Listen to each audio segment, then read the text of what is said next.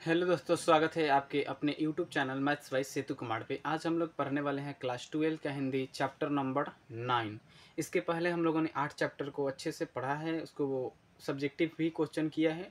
और इस तरह से हम लोग पढ़े हैं ना उस पीछे चैप्टर को कि आपको एक बार सिर्फ सुनने की देरी है, बाकी रटने की ज़रूरत नहीं है। आप एक बार सुन लेंगे उस वीडियो को तो आपको पूरा चैप्टर याद हो जाएगा। सेम उसी तरीके से ये भी हम लोग चैप्टर पढ़ेंगे जिसका नाम क्या है, प्रगीत और समाज। थोड़ा सा चमक रहा है, कोई दिक्कत नहीं है।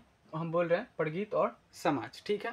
इस चैप्टर को पढ़ेंगे। ये चैप्टर इसी तरह है ना, जैसे आजकल समाज में गीत जिस तरह से बन रहा है, काव्य बन रहा है, कविताएं, निबंध किस तरह से लिखे जा रहे हैं, उसी का आलोचना किया गया। इसमें बताया गया है कि किस तरह से आजकल लिखे जा रहे हैं, पहले कैसे होते थे, आज कैसे हैं, और आज के कवियों, लेखक, जो राइटर्स वगैरह हों, सब किस तरह से हो गए हैं, कैसे कैसे काव्य रचनाएं अब करते हैं, ठीक है। यहाँ तो कोई दिक्कत नहीं है ना, सब कुछ ठीक है। देखिएगा, जैसे चैप्टर के क्या नाम है, प्रगीत और समाज। आप एक बार इसको पढ़ेंगे ना खुद से बुक में, तो इतना लंबा चैप्टर है ना कि बोरिंग फील होगा। हम इस चैप्टर को इतना अच्छे से 10 से 15 मिनट के वीडियो में ख़त्म कर देंगे। इतना बेहतरीन तरीके से आपको समझ में आएगा कि ठीक है, इतना अच्छे से समझ में आएगा कि जल्दी ही ख़त्म हो जाएगा। तो एक सेकंड रुकिएगा, फिर हम लोग लेखक परिचय को स्टार्ट करेंगे, ठीक है। तो यहाँ तक कोई दिक्कत नहीं है। प्रगीत और समाज दिख रहा है, तो प्रगीत और समाज का एक और चीज़ देखना होता है ना हमें कि इसका राइटर कौन है। तो राइटर क्या है, नामवर सिंह। नामवर सिंह है इसके राइटर। कौन? प्रगीत और समाज के राइटर कौन है? नामवर सिंह। क्लियर है, यहाँ तक कोई दिक्कत नहीं है। नामवर सिंह है इसके, ठीक है। अब देखिए, जब नामवर सिंह है, और एक और चीज़, प्रगीत और समाज क्या है, तो निबंध है। याद रखना है, निबंध। क्या? निबंध।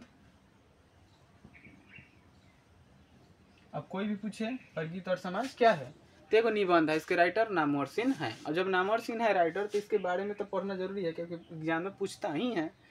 तो क्या, देखिए, जन्म 28 जुलाई 1927 को, 28 जुलाई 1927 को। जन्म स्थान जियनपुर, वाराणसी, यूपी। मतलब गांव का नाम जियनपुर, जिला वाराणसी, और यूपी राज्य का नाम उत्तर प्रदेश। बातें समझ में आ रही हैं यहाँ तक? फिर माता का नाम बागेश्वरी देवी, माता का नाम बागेश्वरी देवी। फिर पिता का नाम नागर सिंह, जो शिक्षक थे। यहाँ पे शिक्षक होगा। नागर सिंह पिता का नाम, जो क्या थे, एगो शिक्षक थे पेशे से। समझ में आ रहा है, एगो क्या थे, शिक्षक थे।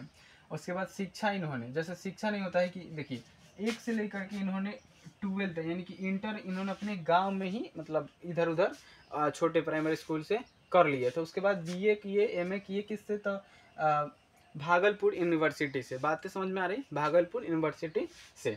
फिर कह रहे कि आलोचना, आलोचना त्रैमासिक के प्रधान संपादक रहे। एगो आलोचना इनका क्या है, पत्रिका है जिसके मेन संपादक रहे हैं, ठीक है। आलोचना मतलब क्या होता है, हम किसी की बुराई कर रहे हैं, मतलब हम पढ़ा रहे हैं, अब हमारे बारे में कहेंगे कि निमन नहीं पढ़ाता है, तो वही क्या है कि आलोचना हो गया। बातें समझ में आए। फिर यहाँ से सम्मान, सम्मान मतलब इनको क्या क्या पुरस्कार मिला है, ठीक है। सम्मान में 1971 में कविता के नए प्रतिमान के लिए इनको साहित्य अकादमी पुरस्कार मिला। बात समझ में आया कि इनको 1971 में क्या साहित्य अकादमी पुरस्कार मिला, किस लिए, तो कविता के नए प्रतिमान पर इनको एगो अब पुरस्कार मिला, जिसका नाम क्या है, साहित्य अकादमी पुरस्कार। उनके कृतियाँ अब देखना है, कृतियाँ, कृतियाँ क्या है, तो दूसरी परंपरा की खोज, पहला दूसरी परंपरा की खोज। और उसके बाद क्या हो गया, वाद विवाद संवाद, छायावाद। उसके बाद क्या है, पृथ्वीराज रासो की भाषा। यहाँ तो ये तो जो तीन को याद रखना था। और यहाँ पे पृथ्वीराज रासो की भाषा, इसमें इन्होंने पीएचडी करे हैं, पीएचडी करे हैं, ठीक है, पीएचडी करे हैं। हो गया, यहाँ तक समझ में आ गया। उसके बाद देखिए, इनके गुरु जो थे उनका नाम क्या, हजारी प्रसाद द्विवेदी, गुरु हजारी प्रसाद द्विवेदी। उसके बाद इन्होंने क्या, ये प्रोफेसर बने थे कहाँ के, 1970 में प्रोफेसर बने जोधपुर यूनिवर्सिटी के। प्रोफेसर बने कहाँ से, तो जोधपुर यूनिवर्सिटी के। कब, तो 1970 में, ठीक है। जोधपुर यूनिवर्सिटी के प्रोफेसर बने कब, 1970 में। अब यहाँ तक तो सब कुछ समझ में आ गया होगा। अब मेन मुद्दे पे आएंगे, चैप्टर को, कि चैप्टर इतना बड़ा है, कैसे समझेंगे। तो आप, एक मेरा विश्वास है कि आप ध्यान से इसको सुनिएगा ना वीडियो को, तो चाहे कितना हो भी खराब चैप्टर हो, अब एक बार मेरे चैनल पे आइए, वीडियो देखिए, ना समझ में आया फिर चैनल अनसब्सक्राइब। देखिए यहाँ से, जैसे होता ना यहाँ पे जैसे जैसे शुरुआत होता है तो ये कहते हैं कि आजकल समाज में ऐसे ऐसे कवि आ गए हैं, ऐसे राइटर आ गए हैं जो समाज के प्रति इतना विरुद्ध बातें लिख रहा है। विरोध मतलब जो समाज में चीज़ें हो रही उसको नहीं दिखा रहे हैं, समाज की भलाई के लिए कुछ चीज़ें नहीं लिखते हैं। तो उसी में एक लेखक आते हैं, लेखक का नाम लेते हैं, जैसे आचार्य रामचंद्र शुक्ल।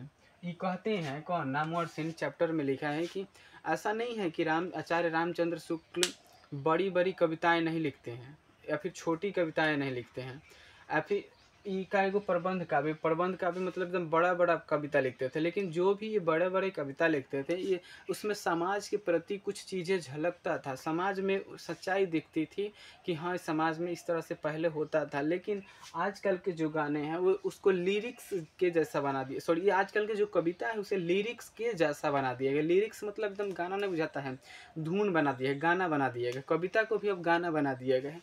इस तरह से ये कह रहे हैं कि आजकल जो है ऐसा हो गया है। ऐसा नहीं है कि रामचंद्र शुक्ल छोटी कविताएं नहीं लिखते हैं, लेकिन छोटी कविताएं में भी समाज के प्रति इतना अर्थ होता है ना, इतना अर्थ होता है कि लोग उसे मतलब समाज को अच्छा बनाने का काम करती है उनकी छोटी कविताएं भी। ठीक है, छोटी कविताएं भी समाज को अच्छा बनाने का काम करती है। और एक और समझे, प्रगीत और समाज का मतलब यही है कि ऐसा प्रबंध काव्य का मतलब ऐसा है कि ऐसा कविता जो छोटा हो, समाज के प्रति फायदेमंद हो और आप उसे पढ़ें तो समझ में ना आए उसका अर्थ, यही होता है। ठीक है, बात समझ में आता होगा तो कमेंट में जरूर बताइए हाँ समझ में आ रहा।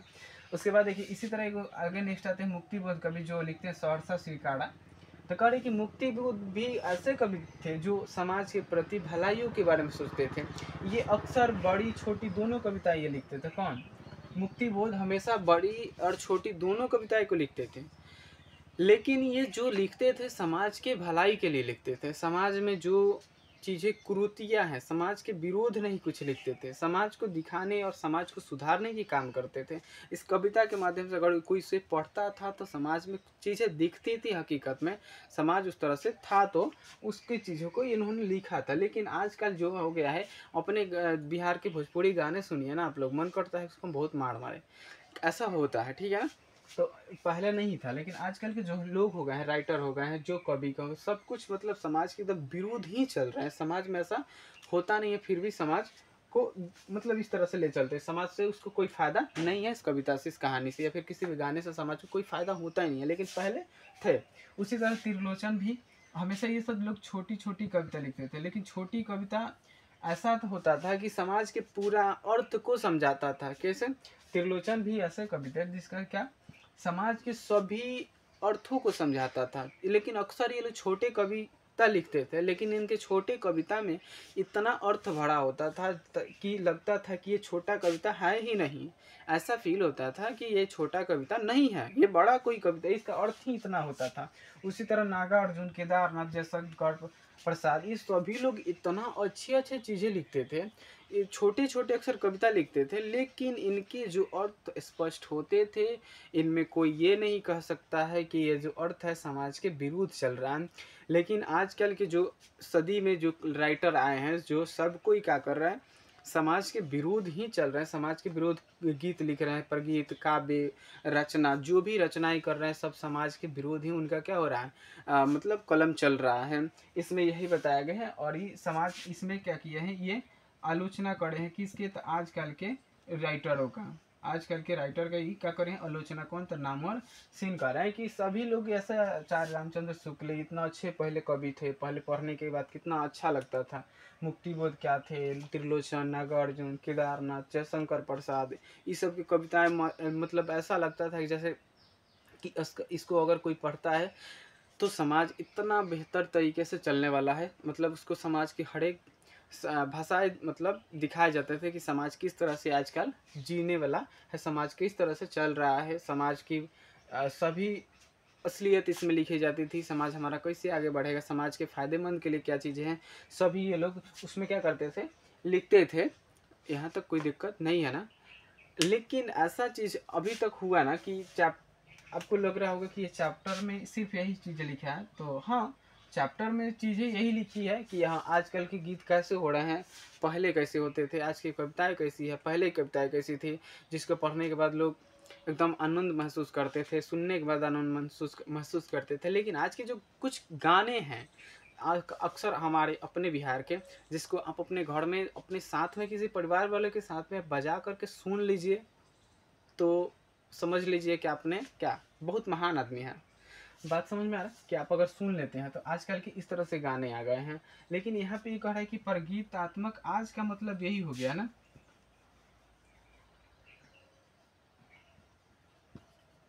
आजकल प्रगीतात्मक का अर्थ यही हो गया है ना कि समाज के विरोध, क्या अगर कुछ भी कर रहे हैं तो क्या